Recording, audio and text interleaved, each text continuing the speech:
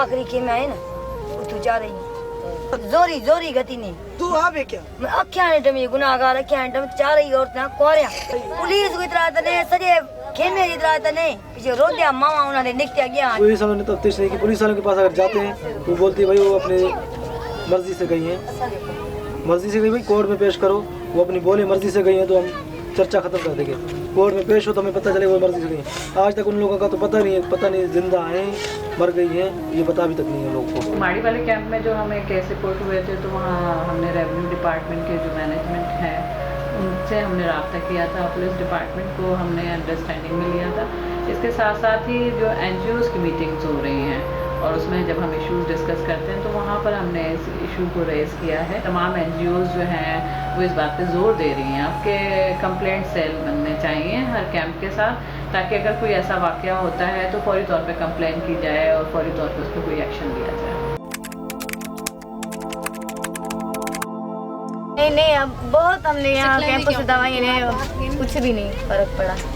मेरे सारे बच्चों को ऐसे खारशी सर तो देखो मेरे बच्चों को कीड़े पड़ रहे हैं। बहुत परेशान है यहाँ पर जितने भी लोग और इतने बीमार है। मेरी वालदा को यहाँ पर है पीलिया हो गया, मेरा भाई दिमाग का मरीज बन गया है। कैंप तो लग रहा है यहाँ पर दवाई कैसी दे रहे। मैं गई मेरा BP लो था, मुझे पेट के दर्द की गोलियाँ दे दी।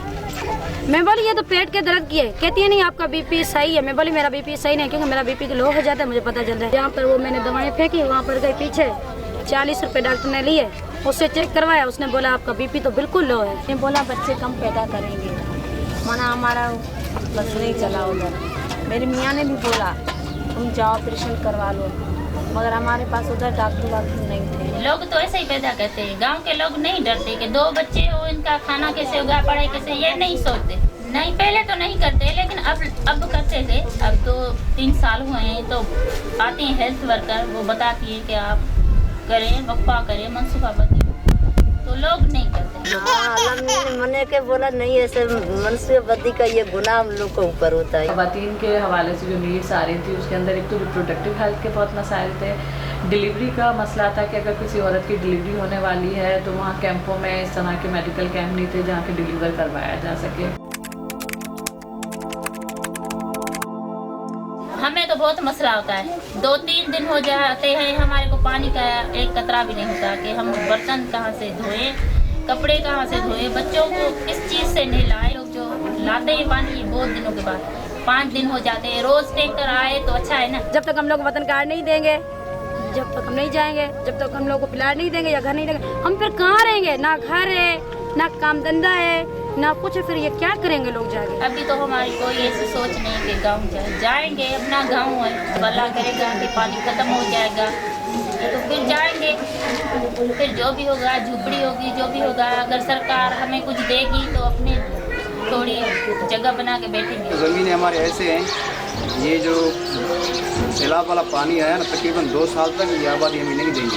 हमने सोचा है कि किसी शहर में जाके अपना खानदान एक जगह पे सेट करके, ये बड़े बड़े जो हमारे हैं मर्द हैं तो हम जाएंगे किसी शहर में, कोई मजदूरी करेंगे, किसी कंपनी में ठहरेंगे, कुछ ना कुछ तो करना ही पड़ेगा। वापसी जाएंगे तो वहाँ पर इतनी महंगाई है, वहाँ पर रहने की जगह नहीं है, वहाँ पर भी खेमा बस्ती जाकर लगाएंगे। हमें गवर्नमेंट से यही अपील है यहाँ पर हमें प्लाट वाट करें, यहाँ पर एक बस्ती बनाएं जो मुतासिर की बस्ती हो, फिर हम अपना कमा के खाएंगे, जो होगा हम अपने बाजू पर खाएंगे। हो सके तो हम मुतासिर के लिए कोई नौकरी जो पढ़े लिखे हमको ले नौकरी का ऐलान करें। एक सर्विस डिलीवरी ऑर्गेनाइजेशन नहीं है, हमारा काम रिलीफ देना नहीं है लोगों को, लेकिन क्योंकि जब हमें कॉल आई उन इलाकों से आई जहाँ पर हमारा काम चल रहा था, ये वही लोग थे जिनके साथ हम एडवोकेसी का और अपने दूसरे जो काम है वो कर रहे हैं। तो फिर ज़रूरत हुई कि इनकी मदद की जाए। हमने एक अपील डाली अपनी वेबसाइट पे और लोगों को फ़ोन करने शुरू किए हुए। हमारे पास माशाल्लाह बहुत फंड्स इकट्ठे हो गए, कोई 15-16 डोनर्स हैं जिसमें ह्यूलेट है, प्रेम रवात है, पैकार्ड है, मादरे है, AJWS है, ग्लोबल फंड है, अर्जेंट एक्शन फंड वगैरह हैं। हमारे पास $3 लाख इकट्ठे हुए। और भी लोग थे इसमें, कोई $21,000 तो हमें इंडिविजुअल्स से मिले हैं इसके लिए।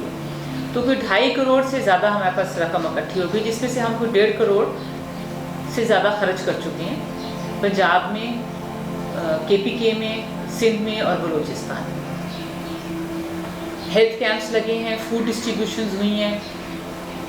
खाली पंजाब में अगर आप देखें तो 32,000 तक लोगों को फूड डिस्ट्रीब्यूशन भी हुई है, गर्म कपड़े भी दिए हैं, NFIs भी दिए हैं। 10,000 फैमिलीज़ को में हेल्थ कैंप्स में 10,000 फैमिलीज़ को भी देखा गया है। इसी तरह हमने क्वेटा में भी कैंप्स लगे हुए थे। जाफराबाद वगैरह में इतना ज़्यादा पानी था कि वो सारे कैंप्स क्वेटा में आ गए थे। जैसे कराची में बहुत कैंप्स आगे, सिंध में जो फ्लड आया, कैंप्स के अंदर हमने खाना भी पहुंचाया। और अब हमारे मेडिकल कैंप्स लग रहे हैं इस वक्त सिंध के अंदर भी और बलूचिस्तान के अंदर भी, KPK में भी अभी जारी हैं। पंजाब में हमारा रिलीफ तकरीबन ख़त्म हो चुका है और बाकी जगहों पे अभी जारी है।